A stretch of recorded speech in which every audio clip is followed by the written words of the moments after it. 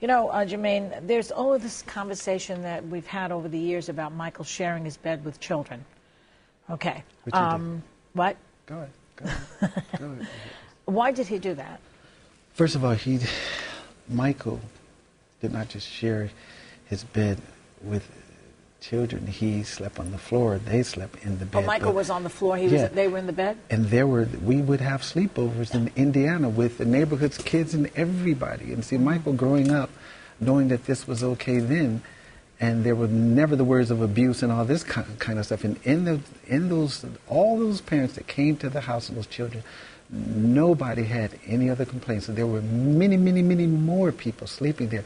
Never said anything because nothing ever happened. It was just the ones who they wanted to create something because they wanted something from him. Even with the first case, let's talk about the first case. Michael took care of the family. It was the mother, the kid, the sister. They all got gifts and this and that. Maybe that's maybe why they didn't complain. No, but no one ever said that Michael was seducing the mother. The mother was there all the time with the kids. Well, maybe he wasn't interested in the mother. No, you can't say that, Julie. But have you ever called my brother a pedophile before? No. You haven't? Never?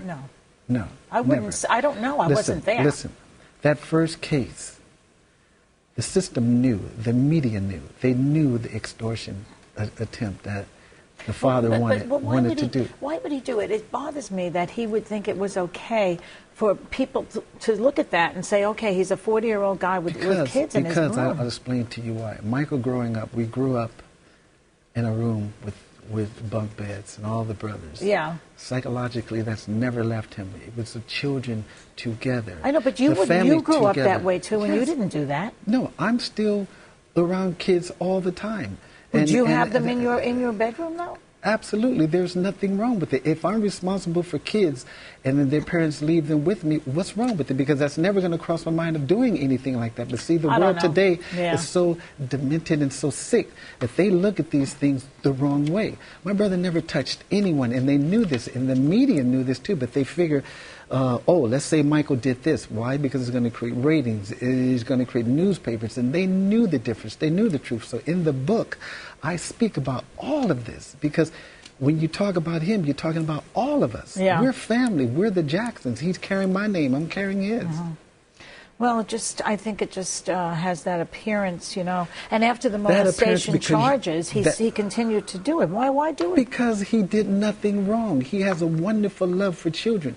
See, but you got to realize Michael's a kid himself. I know. You're looking at Michael through grown-up eyes. A little bit of an arrested development, would you say? He's looking at kids through a child's eyes because he didn't have a childhood. But there was never none of that.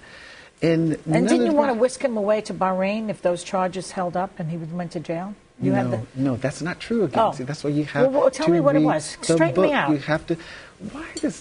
Why do they do this? It's in the book. Do this. Listen, for me to be here, you can rest assured I have researched and made sure everything in this book is okay, so true. It's not true that you were going to escape with him and take him out of the country?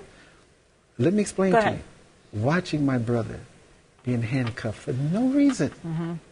9 counts of what? What? At the same time, Child Services, even before these counts, cleared him, investigated him. It's nothing that he did. And he knew this too. At the same time, all this is going on. I'm watching this, and you were worried. Worried. You were worried that maybe he would not get the charges would not be dropped. He would not get a fair trial. Okay. And after hearing the judge say when he had fallen and he went to the hospital and he came back in the pajama, the judge said he's not back in 45 minutes. We're sending him to jail. This is what they wanted to do. Yeah. Now. So I'm saying to myself, is he going to get a fair trial? Because I know what the system can be at times. And this, at the same time, me praying and praying and praying and speaking to Tom Mesereau, who said, we're going to be fine. So then I trusted the system, but this was before a verdict. I see. No one knew this. Okay. All right, Joanne.